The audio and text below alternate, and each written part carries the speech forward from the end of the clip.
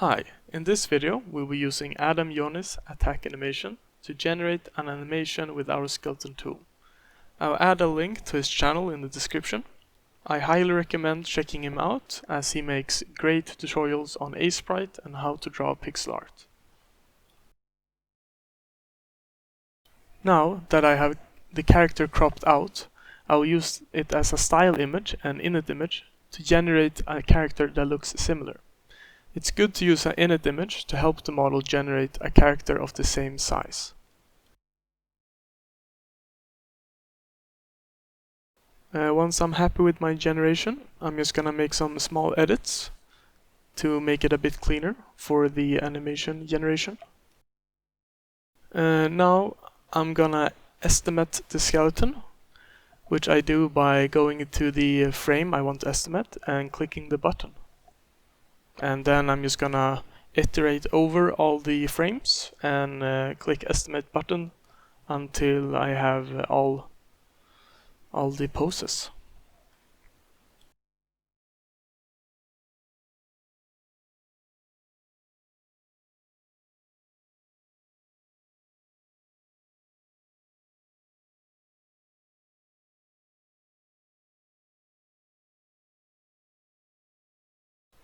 With all the estimations done, I'm gonna generate a few rotations, which I will be using later on during the generation of the animation. The rotations are useful in a way that when the animation is facing away from us, it's showing us the back. It's more helpful for the model to have a reference image that shows the character in that direction. This is not necessary, but it will reduce the need for init images, which can be quite nice, and it's good to know that that's an option as well. Now I'm just gonna clean up the rotation a bit, so when we use it for the animation generation, it's gonna give us better results.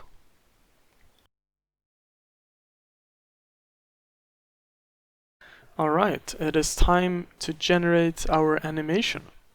So make sure you set your reference image and then fix the camera view, direction, and add a color palette. In this case I'm going to use the reference image.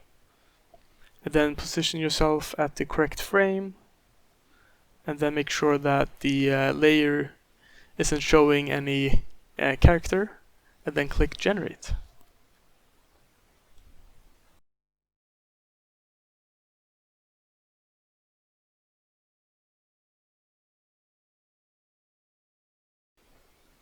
And here is the first 4 frames in the animation. Quite nice. There's still some issues. I'm just gonna go in and fix them manually.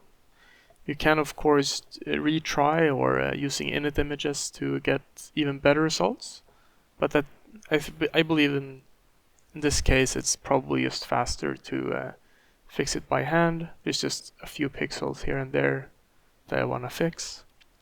And now I'm gonna generate the next frame. So how I'm gonna do this, I'm gonna position myself so I am 3 frames before the frame I want to generate. So you're gonna see the first 3 frames have characters in them, and only the last frame will get a new frame. I'm also gonna generate into the layer I am standing on, just to show you that it's possible to do that.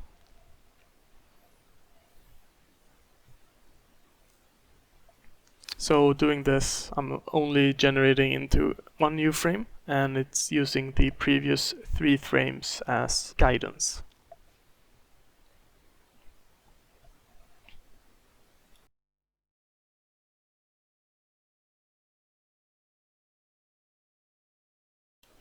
Now here comes the interesting part, where the animation flips, so it will start showing us the back.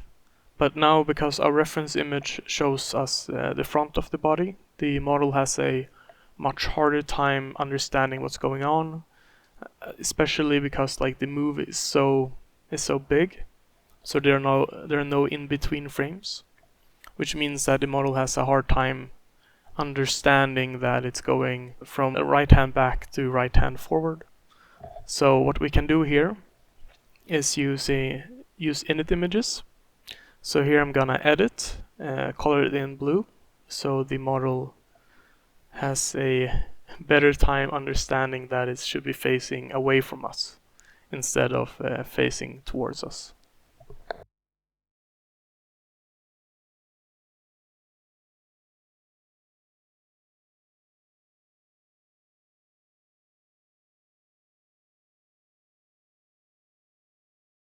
Pretty high init image strength. You might need to play around a bit to see what works in your case. Make sure that the you don't have the background images showing when you're generating, and make sure you in-paint as well. So you can see up in the UI where it's black, that's where it's gonna generate images, and where it's like you can see the character, those are gonna stay the same.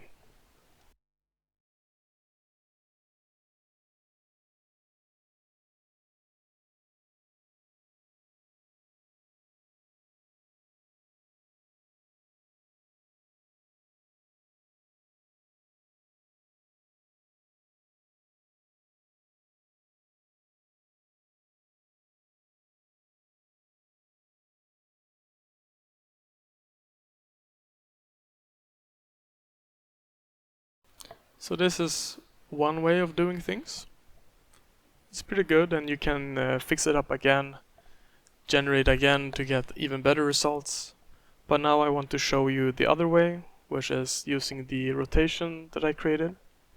So now we have a reference image that is facing away from us, which will make it much easier for the model to understand the right hand should be to the right instead of the left hand.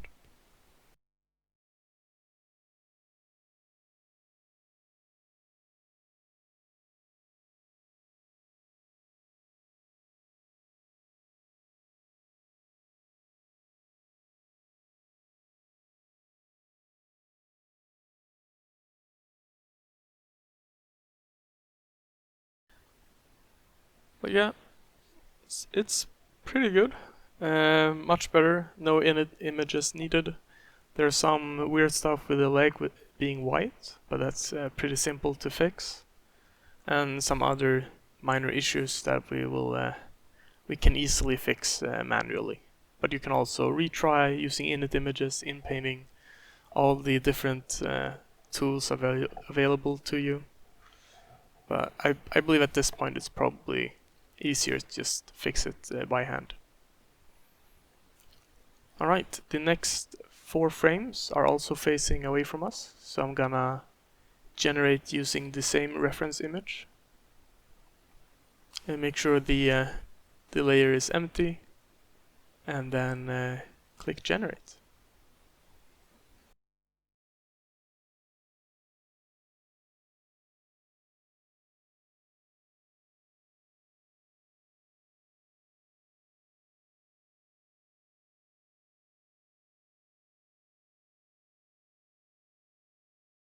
Now the skeleton isn't perfect, so what I'm gonna do here to get a bit better result, I'm gonna go in and fix the skeleton. So I'm gonna click edit skeleton, and then I'm gonna click on the points and then move them to where I want them to be.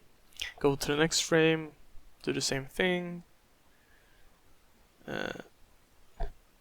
and yeah, this will help fixing the arm a bit. Maybe I should have moved the arm further down, but that's easy to say afterwards.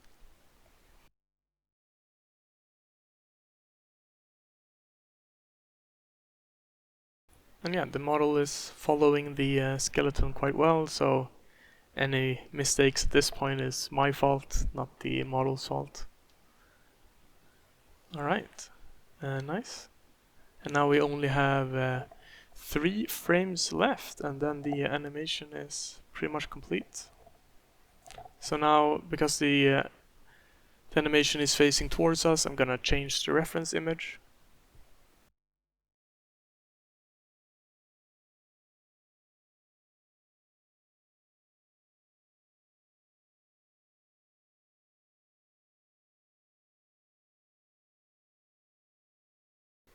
And just because I want to show that you can modify current layer instead of always creating new ones, I selected that as my output method.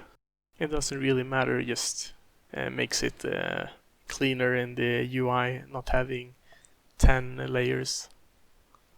So yeah, here we have the last 4 frames.